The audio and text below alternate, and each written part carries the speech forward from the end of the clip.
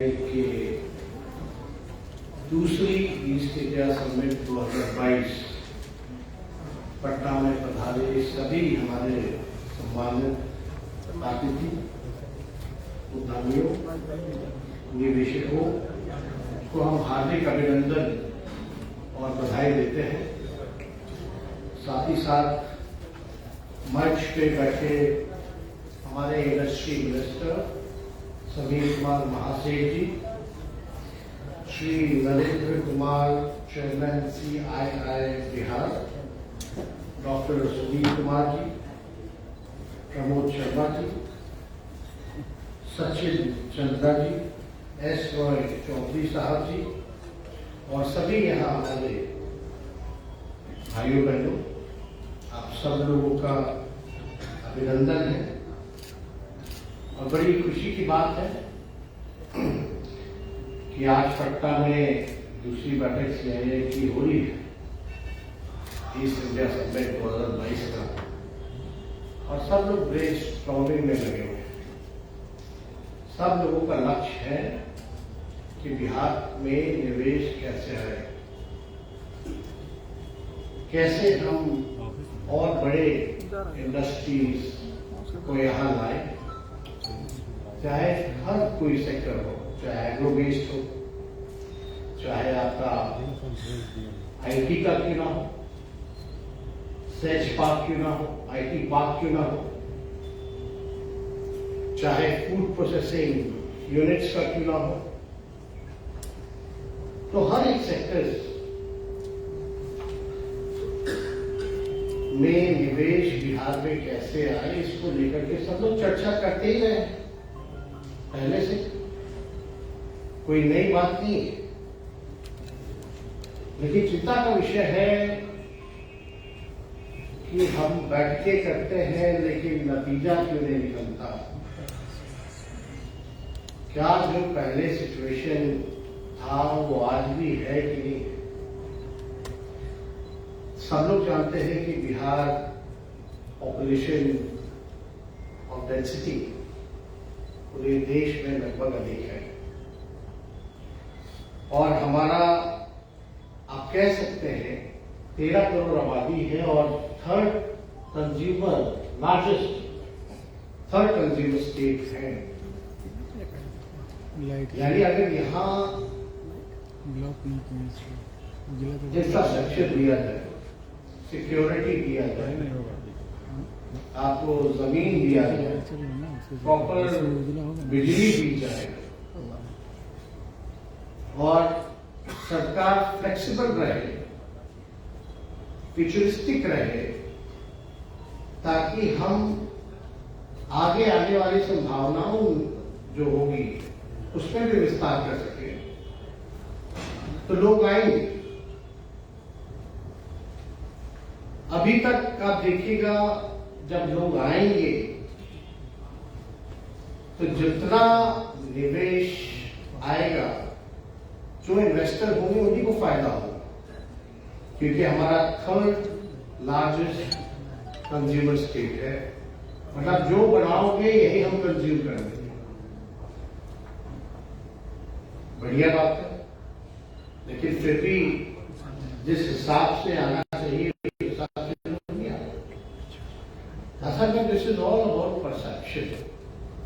मतलब आप केवल सोच बदलने की जरूरत है, जहां तक हमको लगता है। और कौन सा ऐसा सरकार होगा जो नहीं चाहेगा कि निवेश वहां आए, और उसके लिए कौन ऐसा सरकार नहीं होगा जो हर चीजों को सुधारे और आपके लिए फ्लेक्सिबल रहे ताकि आप निवेश कर सकें। It's just a matter of thought. एक परसेप्शन बना है बिहार का कि भाई बिहार में माहौल ठीक नहीं रहता। अब ये परसेप्शन कैसे बनता है? हेडलाइंस, एक माइंडसेट है, और उस माइंडसेट के लोग नहीं चाहते हैं कि बिहार में निवेश। अब as an example, Bihar socially और पॉलिटिकली बड़ा अवेयर है।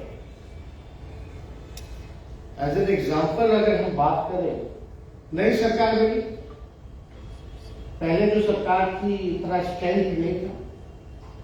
अब जो नई सरकार बनी है उसका स्ट्रेंथ है 164 का, पहले वाली का 125-26 का, तो ज्यादा मजबूत सरकार हमने दी। अब जब नई सरकार बनी है तो कुछ लोग जिस दिन बनी उस दिन से एक परसेप्शन गढ़ा जा रहा है कि भैया बिहार में जंगल राज आ गया है। अब रातों रात हमको नहीं समझ में आता, कुछ लोग रहते हैं तो जंगल राज नहीं रहता है, रातों रात कुछ लोग बाहर सरकार से चले जाते हैं तो बिहार में जंगल राज आ जाता है। अब सरकार को लगभग कई दिन हो गए। What difference did you find? कोई डिफरेंस नहीं। अगर परसेप्शन बनाना हो तो हम इतना ही कहेंगे कि भैया हेडलाइन से परसेप्शन मत बनाइए। आप लोग तो निवेश करते हैं किसी चीज में तो पूरा स्टडी करके, रिसर्च करके, एनालाइज करके आप निवेश लगाते हैं कि आपको फायदा होगा नहीं होगा। तो जब आप अखबार में खोल करके ऐसा कुछ देखते हैं तो हकीकत भी तो आपको जानना चाहिए, एनालाइज करना चाहिए, रिसर्च करना चाहिए। अब how do we research about it कि बिहार का माहौल कैसा है, about example law and order. You will go through the data है, लॉ एंड ऑर्डर का सबसे कॉन्क्रीट डेटा कौन देता है? एनसीआरबी, भारत सरकार का गृह मंत्रालय। बिहार का क्राइम रेट क्या है ऑल ओवर देखा जाए तो 21वां रैंक है बिहार, 21वां। लेकिन परसेप्शन ऐसे बना हुआ है कि आप आइएगा तो पता नहीं क्या हो जाएगा। आप लोग सब जान रहे हैं यहाँ इंडस्ट्री लाने के लिए कनेक्टिविटी बहुत जरूरी है। कनेक्टिविटी है, काफी इस क्षेत्र में काम हुआ। अब तो 3 एयरपोर्ट ऑपरेशनल हो गए। पहले से बोधगया चलता था, पटना चलता था, अब दरभंगा भी आ गया। तो आप देखिएगा यहाँ कनेक्टिविटी हो या बिजली हो या अभी नरेंद्र जी जिक्र कर रहे थे जमीन का, एकदम जमीन है, उपलब्ध है। इंडस्ट्री डिपार्टमेंट के पास भी है और अर्बन के पास तो है। हाउसिंग बोर्ड का कितना जमीन है, हर जगह है। हमने रिव्यू मीटिंग किया, हमने बताया कि भाई चाहे पटना मास्टर प्लान जो है पटना शहर का, हमको उसमें कोई इम्प्लीमेंटेशन उस हिसाब से नहीं होता है जिस हिसाब का प्लान बना हुआ है, केवल रखा हुआ है। हमने बोला कि भाई शहर तो बढ़ेगा ही बढ़ेगा और शहर में आबादी भी बढ़ेगी, तो हम उसको देखते हुए हमारा क्या प्लान है। मतलब यहाँ होता क्या है, बिल्डिंग पहले बन जाती है, बाद में रोड और नाला बाद में पहुंचता है। तो ये स्थिति को हमको सुधारना है। हमको थोड़ा फ्यूचरिस्टिक होना होगा, भविष्य को देखते हुए एक रोड मैप बनाना पड़ेगा जिसका डिस्कशन हम लोग सब लोग करते हैं। हम लोग भी हैं, सब लोग हैं कि भाई हमको पता है कि हमारी आबादी बढ़ेगी, शहर का फैलाव होगा, तो वहां हम पहले इंफ्रास्ट्रक्चर क्यों नहीं पहुंचाते। तो इस दिशा में हम लोग जो है कई पॉलिसीज में अगर अमेंडमेंट करने की जरूरत पड़ रही है तो I have given instruction to our principal secretary of the department. हम लोग चाहते हैं क्लस्टर वाइज हो, जितना इंडस्ट्री है क्लस्टर वाइज जो है वो होना चाहिए। और जो भी आप इंफ्रास्ट्रक्चर आप बनाइएगा शहर के फैलाव को लेकर के, रेसिडेंशियल अलग, कमर्शियल अलग, ये सारी चीजें जो है अलग अलग होनी चाहिए। तो इस चीज को लेकर के हम लोग गंभीर हैं।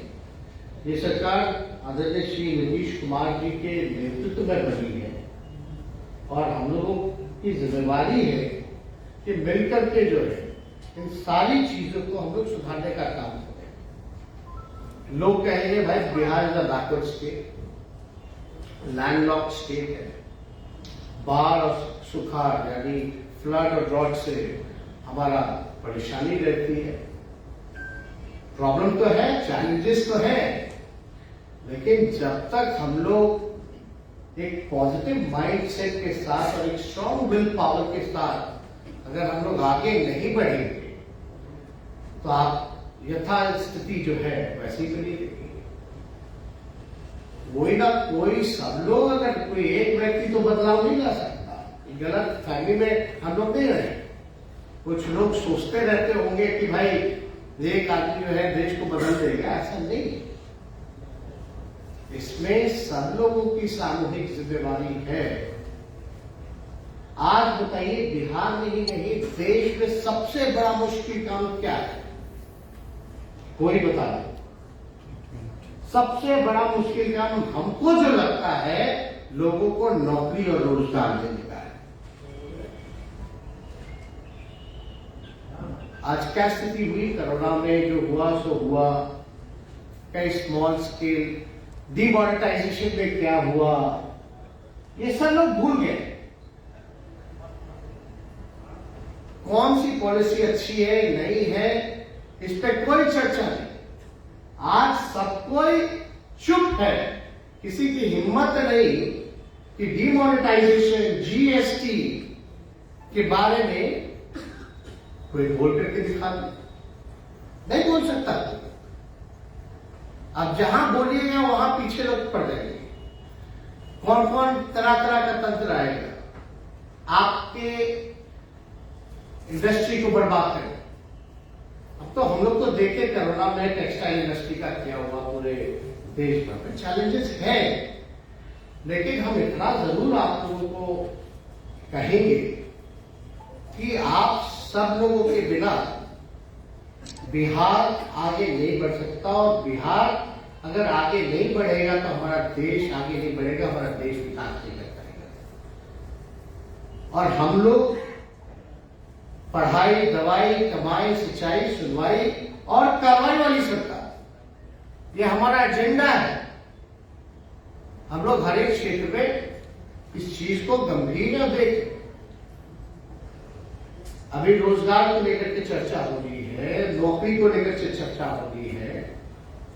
रोजगार और सरकारी नौकरी में बड़ा अंतर है, लेकिन हम फिर भी हम लोग जल्दी ही हम लोग बिहार के लोगों को सरकारी नौकरी भी देने जा रहे हैं और हम लोग रोजगार की व्यवस्था करेंगे। लेकिन जब रोजगार की जब व्यवस्था कराएंगे तो मैन पावर का है, वो बाहर जा रहा है। सब लोगों ने डिस्कस किया, चाहे एजुकेशन हो, हेल्थ हो, पढ़ाई के लिए, दवाई के लिए, रोजगार के लिए लोग बाहर जाते हैं। बाहर पैसा खर्च होता है और बाहर ही रह जाता है। यानी बिहार में जो आना चाहिए वो आता नहीं है, बल्कि और जा रहा है। अब इस चीज को हम लोग कैसे रोकें? लेकिन अब जितना कॉर्पोरेट सेक्शन भी है, इंडस्ट्री सोसाइटी भी है, आप लोग देखिएगा भाई पर्टिकुलर जगह ही जाना चाहता है। नए स्टेट, जो बैकवर्ड स्टेट है, जो प्रोग्रेस करना चाह रहे हैं या कर रहे हैं, वहां नहीं आना चाहते, क्योंकि कहीं ना कहीं से एक माइंडसेट जो है वो ब्लॉक में है। अब आप बताइए कि हमारा बिहार का जियोग्राफिकल हर जिले का अलग है, और हमारे बिहार में अगर जाइएगा तो अलग अलग जिला अलग अलग अपॉर्चुनिटी आपको देगा, अलग अलग प्रबंधन अलग अलग अपॉर्चुनिटी देगा। मिथिलांचल में चले जाइएगा, फॉक्सटेल्स जिसको मखाना कहते हैं, अमेरिका में कितना बड़ा डिमांड है इसका। पैकेजिंग होती है वहां, प्रोसेसिंग या है ही नहीं, पंजाब में होती है, सारा चला जाता है। और मखाना फोड़ने के लिए हमारे मजदूर लोग, एक पर्टिकुलर टाइम होता है जब फोड़ना पड़ता है। आजकल पूर्णिया के इलाके में भी मखाना जो है ज्यादा हो गया मिथिलांचल से। इतना मेहनत लगता है, लेकिन उनको मिलता क्या है?